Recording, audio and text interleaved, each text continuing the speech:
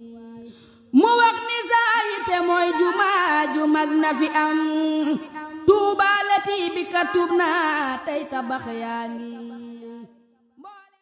mbokki jullit yi mbokki taalibe yi yéen ñoo xam ne baax seen site Ahlu Café TV ba léegi rek ñu ko ànd ak soxna maam Issa Mbacké Ahlu Café Touba bintam sëñ Moon Fatal moom Cheikh Massamba ci ndogu yi nga xam te ni moom lay baaxoo amal saa su ne fi nga xam te ni moo di résidence Khadim Rassoul bi nga xam ne moo jàkkaaroo jumaa ji waa ngi seen mbokki taalibe ginnaaw ba xam ne ñu ngi toog tiim seeni kaas di taaxir li nga xam ne moo di waxtu bi incha allah ngir ñu amal li nga xam ne moo di ndog bi ten fàttali rek 4e jour la ci weeru koor gi édition 2024 ñu ànd ko seen télévision Ahlu Café TV gis ngeen noonu suñu mbokki soxna yi ginnaaw ba xam ne toog nañu ci lal yi ku ne tiim say mburu waaye gis ngeen sàppee góor yàlla ñoom tamit ñi ngi noonu ñoom tamit ñi ngi toog di taaxirlu mën nañ ne waxtu ndog li ay minutes yi néew incha allah moo ci des ngir ñu amal li nga xam ne moo di dog bi ñun noonu rek ñëpp ñi ngi toog di taaxirlu waaye gis ngeen noonu suñu mbokki soxna yi noonu ñoom tamit ñi ngi ni toog kon xam ne ñoom tamit ay jàmbaar lañ lool waaw ba tax na ñu ngi ànd ak ki nga xam ne moo di sang ba tedd mi soxna maam Issa Mbacké Ahlu Café bi dem sëñ Modou Fatal mu Cheikh Massamba la reine du désert de Sarsara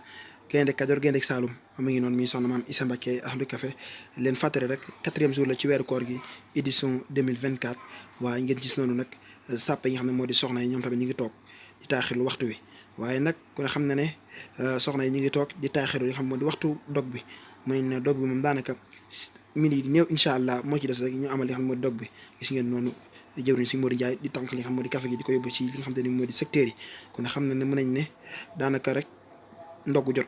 incha allah waaye gis ngeen noonu mbokk ñu ngi toog di taaxirlu li nga xam te ni moo di dog bi gis ngeen Ahlu Café Touba yokk ñoom tamit ñu ngi nii toog ku ne tiim say mburu say kaas ak say tàndarma di taaxirlu waxtu incha allah ngir ñu amal li nga xam ne moo di waxtu dog bi leen ko fàtte rek 4e jour la ci weeru koor gi édition 2024 ñu ànd ko seen télévision Ahlu Café TV fi nga xam te ni moo di résidence Khadim Rassoul bi nga xam ne moo jàkkaaroog jumaa ji waaye gis noonu rek ñëpp rek ñu ngi toog àndandoo di taaxirlu nga xam ne moo di waxtu bi incha allah nga gis noonu di jëw sëñ naar te ni jàmbaar nekk noonu barkalla macha allah mu mel ni rek ngeen gis noonu sang yi tedd yi toog noonu mën nañ ne daal 4e jour la ci weeru koor gi waaye nag ndoogu moom daanaka jot na presque rek sëñ naara yi noonu moom tamit ni jàmbaar lool ndeysaan nekk fii ci résidence Khadim Rassoul waaye nekk fi jëwriñ gis noonu dina xam mbokki taalibe bi nañ ba toog waaye sécurité ñoom tamit ñu ngi noonu organisé li nga xam ne moo di mbooloo mi ba nga xam te ni du am benn surxoo waaye nag di ñaanal sunu jàmbaar yi nga xam te ni moo di soxna maam Issa Mbacké Ahlu Café bintam sëñ Modou Fatal moom Cheikh Massamba suñu borom gën ko fi yàggal te may ko wér gis ngeen ginnaaw ba xam ne laal yi fees na waaye mbokki taalibe bi ñu ngi toog ci couloir bi ku ne tiim say kaas ak li nga xam te ni moo di say mburu waaye rek di taaxirlu li nga xam ne moo di waxtu bi rek incha allah ngir ñu amal li nga xam te ni moo di dog bi waaw macha allah ngeen gis ko noonu gis ngeen couloir bi noonu mbokki taalibe bi toog di taaxirlu waaye nag ku ne xam ne ne waa commission bi nga xam ne mooy commission café gi gis noonu jëwriñ sëñ Maam Mor nekk noonu te jëngal café gi mën nañ ne lu ëpp ci café yi dem na ci li nga xam te ni moo di dal bi ba tax na sax lu ci des as ñëw incha allah dañ koy daal di tàngal rek di taaxirlu bépp commission bi nga xam ne yàlla dogal nga soxla café rek incha allah danañ yabal équipe bi nga xam te ni si digalu Serigne Dame Café incha allah ñu ñëw remplir li nga xam ne moo di café gi waaye gis ngeen noonu jëwriñ sëñ Dame Nger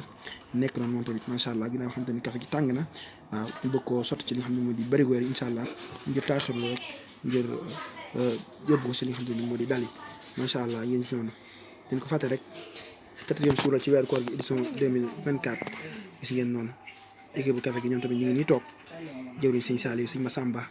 ñu ngi noonu ak mboolem ñi nga xam ne ñoom lañ seqal liggéey bi di taaxu rek toog di déglu li nga xam ne moo di digal ngir ñu amal li nga xam moo di liggéey bi waaye nag waa Ahlu Café PE ñoom tamit ñu ngi nii jëwriñ sëñ Talla Gueye jiite ko ñoom tamit gis ngeen kaye bu mu yor mooy lix yi nga xam te ni commission yëpp ñoom tamit képp nga xam ne ñëw nga rek mburu loo si yelloo incha allah boo jaar ci Baye Tall incha allah dana la ko jox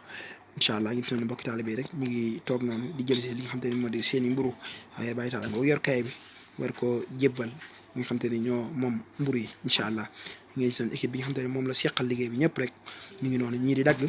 ñii di soos waaye ñii di régler li nga xam te ni moo di mburu yi waaw macha allah mi la am solo lool waaw gis noonu waa Ahlu Café Guédé ñoom tamit kenn demul ñu des ñoom tamit lal bi nga xam te ne fii la yaaram nekkee ñoom tamit ñooy saytu li nga xam te ni moo di mburu yi di ko diw nu mu waree di ci def mboolem soos yëpp rek incha allah bu noppee rek incha allah ñu tamit ñoo koy daal di teg ci li nga xam te ni moo di dali mbokki taalibe yi daal ci mën a xéewal mi xéewal yu mucc ayib nga xam te ni mburu yi dañ koy diw ba mu muxtaare waaw ñu daal di koy doog a yóbbu ci li nga xam te ni moo di dali macha allah ñu am solo lool